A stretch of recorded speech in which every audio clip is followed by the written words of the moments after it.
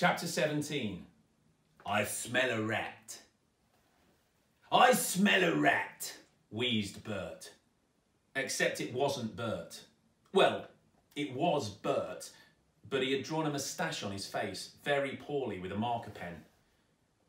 What on earth are you doing here? Said Zoe. And why have you got a moustache drawn on your face? It is a real moustache, my dear, said Burt. He breathed heavily when he spoke. His voice matched his face. They had both stepped out of a horror film. No, it's not. You've drawn it on. No, I haven't. Yes, you have, Burt. My name is not Burt, child. I am Bert's twin brother. What's your name then? Burt thought for a moment. Burt. Your mum had twins and called them both Burt. We were very poor and couldn't afford a name each. Just get out of my room, you creep. All of a sudden, Zoe heard her stepmother pound along the corridor. Don't you dare speak to the nice pest control man like that, she screeched as she waddled into the room. He's not the pest control man. He sells burgers, protested Zoe. Burt stood between them with a smirk on his face. It was impossible to see what his eyes were doing because his wraparound sunglasses were black as the deepest, darkest oil. What are you talking about, you stupid girl? He catches rats, shouted Zoe's stepmother. Don't ya? Burt nodded silently and smiled, flashing his ill-fitting false teeth. The little girl grabbed her stepmother by her thick, tattooed forearm and led her to the window. Look at his van, she declared. Tell me what's written on the side. Sheila looked out of the grimy window to the vehicles parked down below.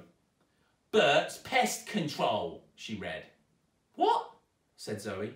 She wiped some of the smudges off the window and peered out. The woman was right. It did say that. How was it possible? It looked like the same van.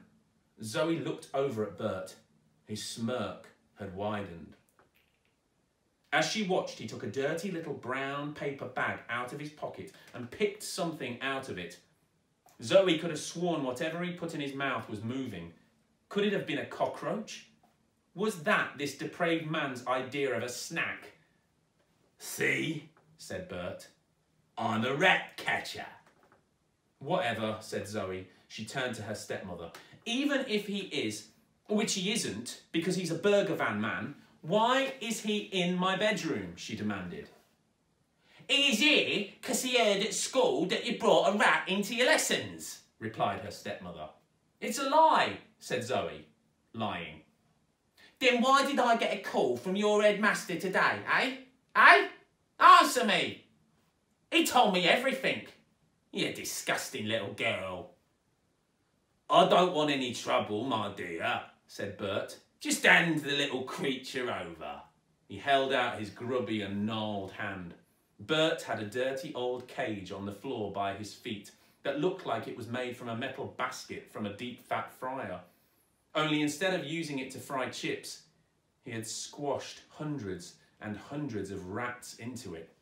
At first glance, Zoe thought the rats were dead, as they weren't moving. On closer inspection, she realised they were alive. It was just they were packed in so tight they could hardly move.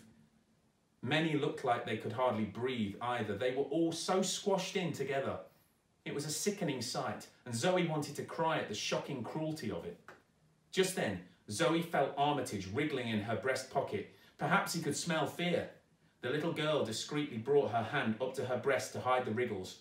Her mind was racing with potential lies before she arrived at one. I set him free, she said. The headmaster is right. I did bring a rat into school, but I set him free in the park. Just ask Raj. He told me to do it. You should go and look for the rat in the park, she added, suddenly cupping Armitage through her blazer pocket as the little rodent was squirming like crazy now. There was a deathly pause. Then Burt sneered. You are lying, my dear. I'm not, said Zoe, a little too quickly.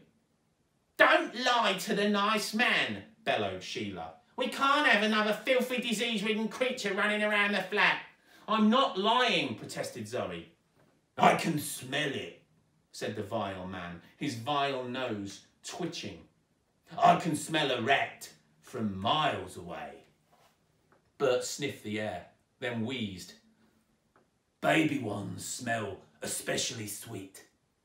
He licked his lips and Zoe shuddered. "There's no rat here," said Zoe. "Hand it over," said Burt.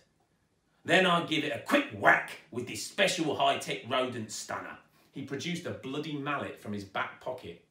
"It's painless, really. They don't feel a thing. Then he can join his friends for a nice play in here." Burt indicated the cage by kicking it hard with the heel of his dirty boot. Zoe was horrified, but composed herself before she spoke. "You are quite wrong. I am afraid there is no rat here. If it comes back, we will of course call you immediately. Thank you." "Hand it over, now," wheezed the sinister man. Meanwhile, Sheila was studying the stepdaughter she loathed intently and noticed the awkward positioning of her left hand. "You vile creature," accused the woman as she yanked her stepdaughter's hand away. "It's in a blazer." "Madam, you hold her down," directed Burt. "I can whack the rat through the cloth. There will be less blood on the carpet that way." "No!" screamed Zoe. She tried to wrestle her arm away from her stepmother, but the woman was a lot bigger and stronger than her stepdaughter. The little girl lost her balance and crashed to the floor. Armitage wriggled out of her pocket and started scurrying across the carpet. "Ah!" screamed her stepmother. "Get it away from me!" "Trust me, he won't feel a thing," wheezed Burt as he got down on his hands and knees, brandishing the bloody mallet. His nose twitched as he chased the rat around the room, whacking the implement onto the floor, missing Armitage by millimetres. "Stop!" screamed Zoe. "You'll kill him!" She tried to make a charge at the man, but her stepmother held her back by her arms. "Come here, you little beauty," whispered Burt as he brought the mallet crashing down repeatedly onto the dusty carpet, plumes of ingrained dirt now exploding into the air with every thwack.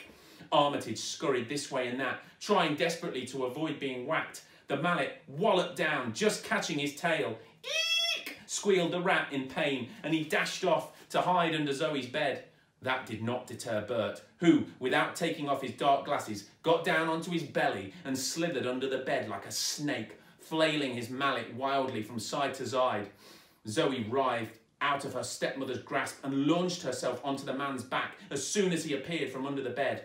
The little girl had never hit anyone before, and now she had leapt astride his back like a cowboy on a bull at an American rodeo, thumping his shoulders with all her might. Within seconds, her stepmother yanked her off by her hair and pinned her against the wall before Burt disappeared under the bed again. "Zoe, no! You're an animal, you hear me? An animal!" screamed the woman. Zoe had never seen her stepmother so uncontrollably angry. Muffled under the bed, Zoe could hear thud after thud of the mallet crashing down on the carpet. Tears were streaming down the girl's face. She couldn't believe her beloved little friend was going to meet such a violent end. Thwack! And then there was silence.